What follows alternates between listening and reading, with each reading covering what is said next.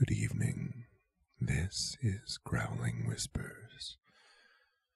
I wanted to make a video tonight, but I only have one script that is actually finished at this time, and that one requires a lot more skill with After Effects than I currently possess. So I thought I would try just telling a story about me. This is a true story. This is not part of Aalveir. It is not an April Fool's Day joke, and it is not fiction. This is the story of how I became the king of the bees. When I was a sophomore in college, I had a dorm room to myself on the second floor. Right outside my window was this very large, very fragrant tree. And in the warmer months, I would leave my window open because it just smelled so nice. I would go to class, I would come back, and my room would smell just lovely because of this tree. That tree was also a favorite of bees, and at that time I was very afraid of bees.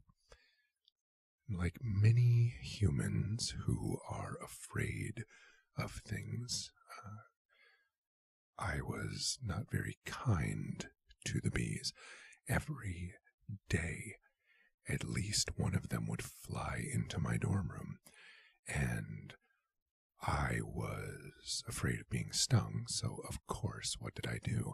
I rolled up a newspaper and started flailing wildly around my room, trying to smash this bee who was really just trying to get the hell out of my room without getting smashed.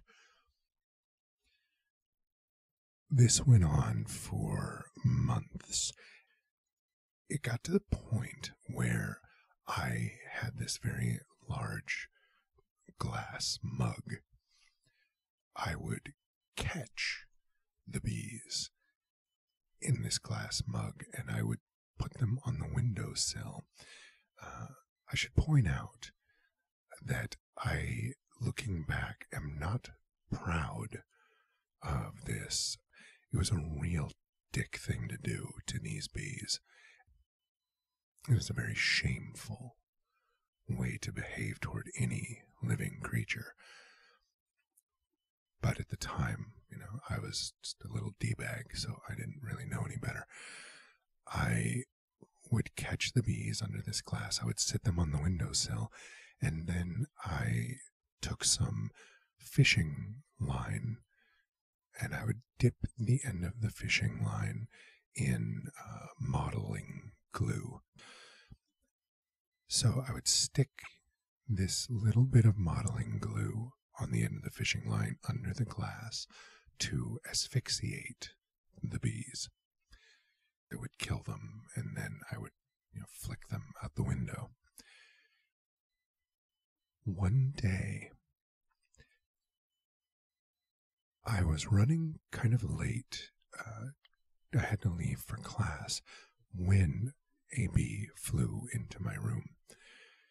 I didn't want to leave it there unattended, so I did what I had done before. I caught it underneath this glass, and I set that down on the windowsill, but because I was running late, I didn't have time to suffocate this bee.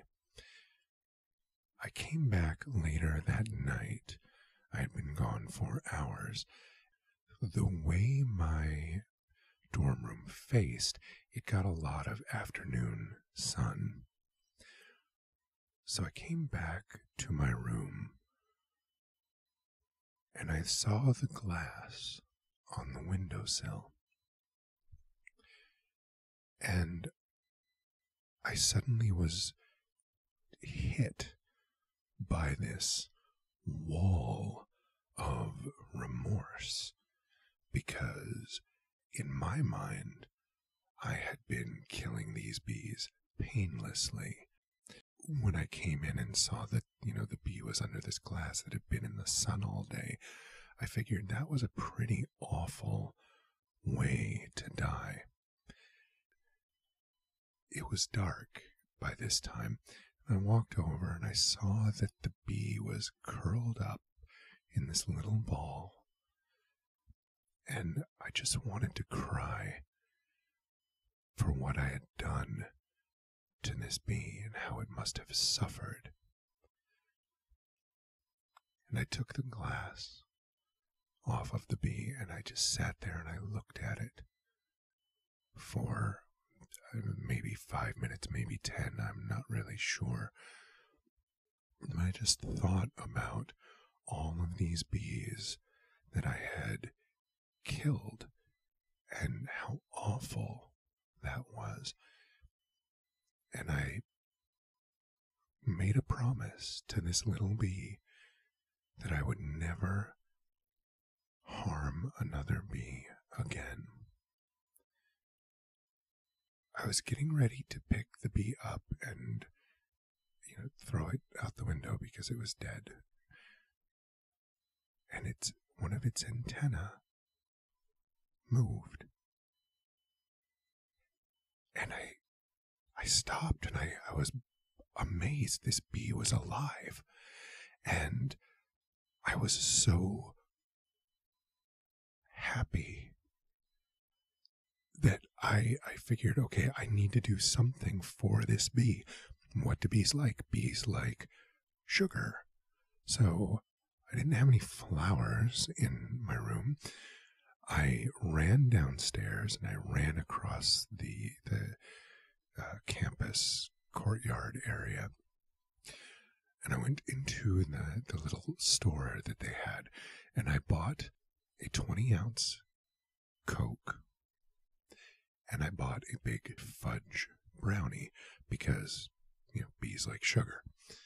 So I have this brownie and this Coke, and I run as fast as I can back across the campus, back into my dorm, up the stairs, into my room, and the little bee is still there on the windowsill. It has uncurled itself, and it's just kind of sitting there looking a little stunned and a little confused for a bee. I opened up the Coke and I poured some into the cap, and I set that down in front of the bee. I honestly don't know just how bad, that is for a bee, but the bee actually turned around and crawled up the side of the cap and dipped its little, pinchers into the Coke and started drinking it. And it was like my face was less than an inch away from this bee. And I'm just looking at it and I'm grinning like a madman.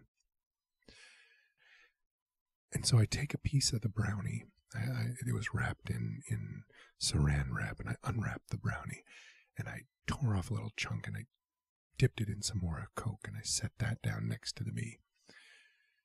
And the bee crawled down from the little cap of Coke and it crawled over the brownie and it started munching on the chocolate frosting.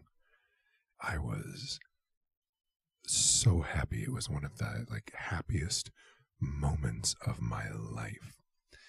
I'm not kidding. I'm not exaggerating. I was overjoyed. So I sat down, and I had only recently discovered the movie Gone with the Wind. I had seen it about 2 months before down in one of the day rooms. I was amazed by that movie. I really enjoyed it, so much so that I went out and I got a VHS tape of it. This was in the early 90s. We're still using VHS and VCRs and stuff then. So I had a lot of time on my hands. Gone with the Wind is a 4-hour-long movie, and I watched it every single day for like 3 months. It was part of my ritual. I would come home from class at the end of the day and I would sit down and I would watch Gone with the Wind while I did my homework. So I put the movie on and I sit down to watch Gone with the Wind with this bee. And both of us, eating brownies and drinking Coke. A ways into the movie, I want to say about, an hour and a half into this movie, I hear this buzzing. And I look over and the bee is, starting to flex its wings a little bit and crawling around faster. And I'm, again, so happy. And suddenly I realize I am not afraid of this bee. No fear whatsoever. And it was such a comforting realization. And the bee starts flying around the room. Now the window was open and the bee was right next to the window, but it didn't fly out. It flew around the window and buzzed around the Coke and the brownie a bit, and then it landed on the curtain. It was crawling around on the curtain, and then it buzzed around in the air again, and it landed on the television. It's crawling around on the screen, and it's crawling on Scarlett O'Hara's face, and then it landed on me, like right on my collar. I'm looking, and I'm so close to this bee, I can actually feel the movement of air as its wings flap and buzz. And it's crawling up my collar, and it actually crawls onto my neck. It's just this nice little tickly feeling. So then, the bee flies off of me and lands back on the windowsill. And I just spend the rest of the evening watching the movie. I will never forget this because it seems like the kind of thing that you would make up. But completely true, right as the movie ended and the credits started to roll, the bee started flying again. And I turned and I watched it. It flew over to my desk. I had a lot of junk on my desk, so I didn't actually see where it went. It stopped flying and I couldn't see it, so I got up and I went over and was looking around the desk. I had a large photo album, and inside the rings of the photo album, the bee had flown and stopped and had gone to sleep. So I turned off the movie and I turned out the lights and I went to bed. The next day, I woke up. I looked and the bee was gone. And I was kind of sad about that, but still feeling kind of jazzed about what had happened the night before. So I'm getting ready to go to class again. As I'm getting ready to walk out, a bee flies in my window. And I turn and I look. It was so strange because it was flying like it was coming right toward me. And it died. Like in midair, just as it was flying, the buzzing stopped and it just arced down to the ground and landed right at my feet. Now, most bees, most insects, when they die, they curl up in on themselves. This bee, I picked it up, and it was completely dead, but it was frozen in mid-flight. Its wings were extended, and it was positioned like it was coming in to land. I was so moved by just the experience of seeing this that I took a piece of fishing line and I very gently, very carefully tied a little loop in the end around the middle of the bee, and I hung it from my ceiling. From that day on, no bee ever flew into my room. I would see them out, on the campus. They didn't bother me anymore, and sometimes I'd sit under a tree when I was reading, and bees would come over and they would crawl on me and they would fly around my head.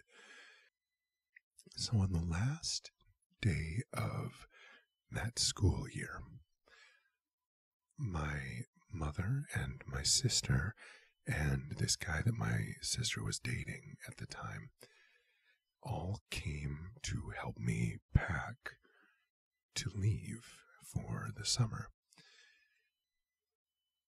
As we're, getting things packed, I hear him over by the window. I hear him say, "Ew, that's gross."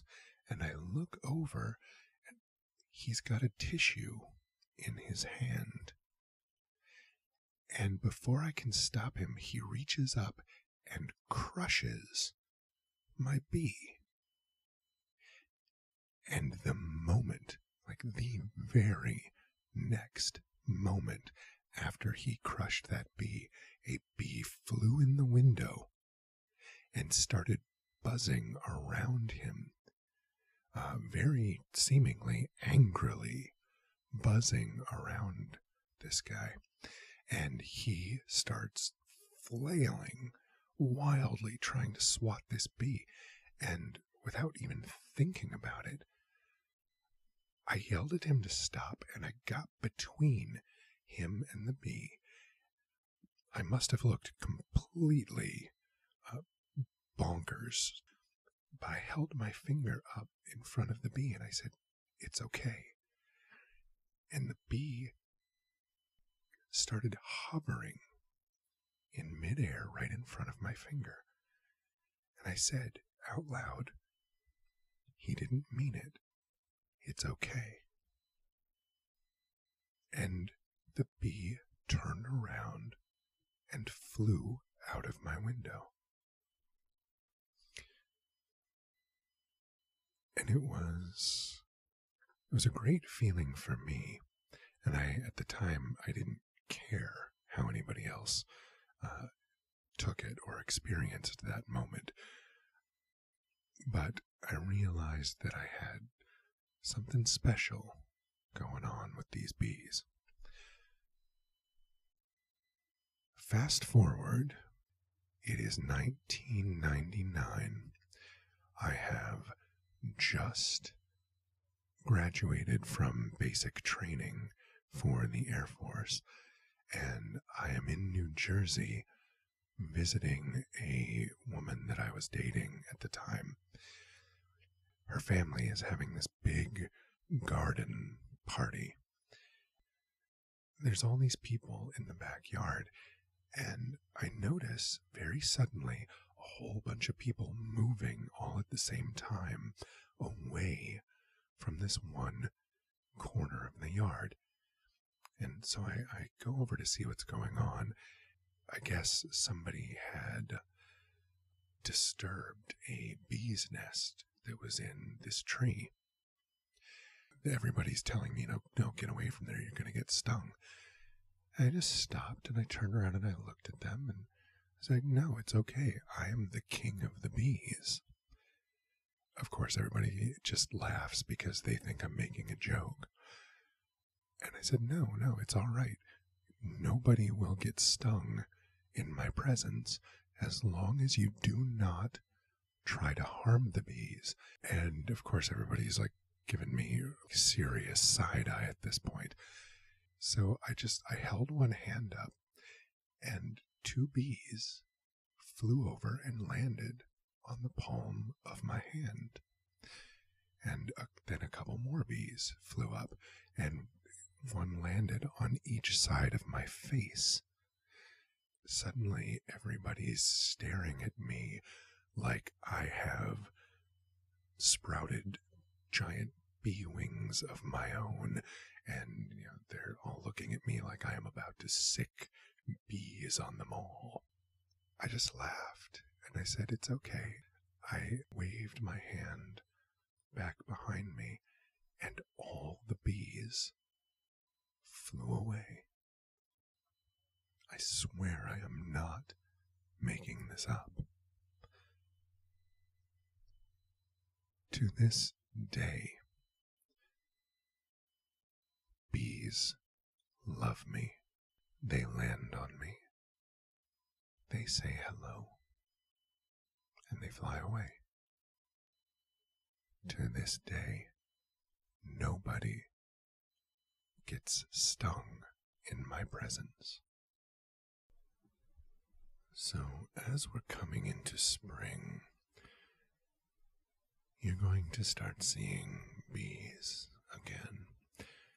And just remember that they are living creatures too, with every right to life that every other living creature has. And though you may be afraid of the bee,